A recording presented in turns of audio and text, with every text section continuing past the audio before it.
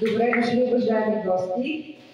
Изключително ми е приятно да ви приветствам с добре дошли на днешното събитие, а именно представянето на стихосбирката "Следа за теб" от нашия съгражданин Боби Морено.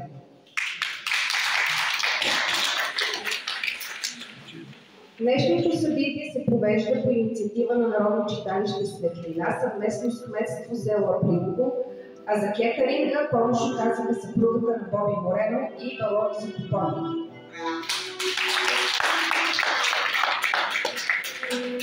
Всички от района познаваме Боби Морено, а за тези, които не го познават, ще кажа следното. Богомил Богданов, с литературен псевдоним Боби Морено, е наш съгражданин, всеотдаен родител, съпруг, приятел и най-вече човек с истински морални ценности. Роден на 30 юли 1970 г. в село Априлово. От ранното си детство проявява интерес към поезията, като активно рецитира стихове и прави първи опити да пише. Страстта му към поезията се разпалва, след като се докосва до стиховете на Ботев, Вапцаров, Смирненски, които по негови думи оставят дълбока следа в крехката му детска душа. Неговото вдъхновение са обикновените хора от народа и най-вече любовта му към България. През 2003 година Боби заминава за чужбина със семейството си, за да търси по-добър живот и намира място там. Но не успява да потуши носталгията по родината и той решава да се завърне окончателно в България. След завръщането си издава стихосбирка, която нарича "Следа за теб", сборник от различни емоции, превърнати в стихове. В тази книга всеки може да запознае себе си, четейки тези стихотворения, провокирали определени емоции от Боби Морено. Дали случайна среща с възрастна жена, която дрънува за младостта си, или вълнуващ разказ за оставените деца в сиропиталище.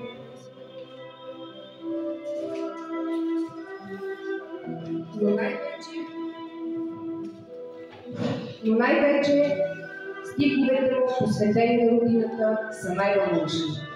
Нека да предоставим вниманието си върху Боби Морено, който ще ни предостави своята книга.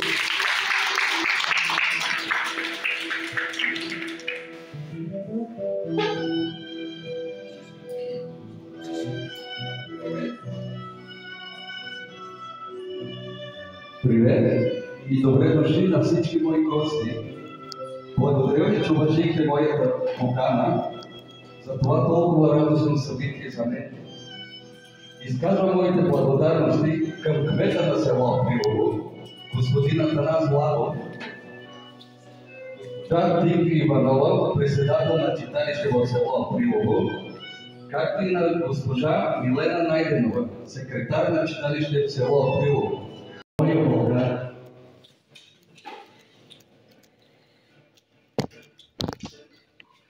И нека българският дух да се събуди вътре в нас, да не сме чуждопоклонници, да не забравяме, че България е била велика държава. От велика България ще остане тук сами. Кръвта на моите мъртви бойни иска. Люде! Преди години великият хан брат повели българите да намерят нова родина. Вие изпълнихте неговата воля. Аз, хан Аспарух, обявявам тази земя за държава на българите.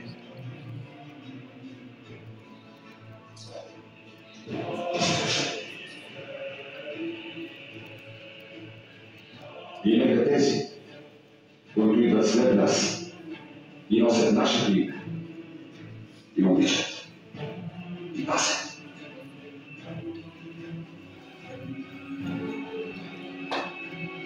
Беше година 6189 от сътворението на света или 681 от рождението на Христа. 2 месеца по-късно императорът Византия подписа договор с българите и се задължи да им плаща там.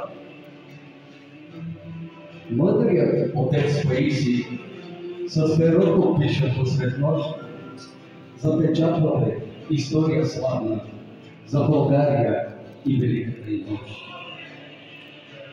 Как Хана Аспарух с белия кон държава малко основа, забила копие, изрека стон, България убила с поклоние на слова.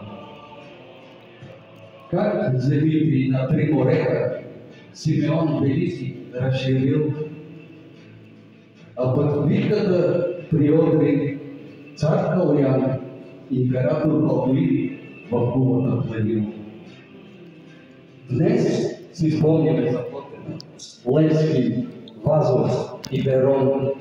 Смелостта и силата приели от хана Крум и неговия закон.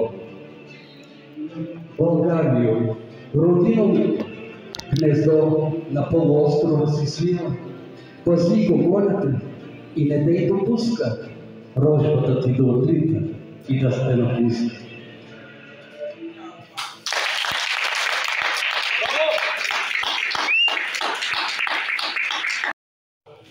И продължавай напред все така. Аз ще ви кажа една случка, която много ме трогна. От него една постъпка.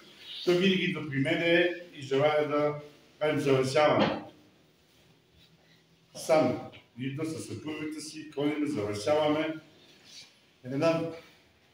Една вечер, към 7 часа, 19 часа, косех долу при знамената хора на селото. Минаха сигурно 60-70 коли. Всички ме видяха, че работа. Единствено той дойде, донесе ми шише, студена вода и една ваза. Много ме толкова не беше постъпка.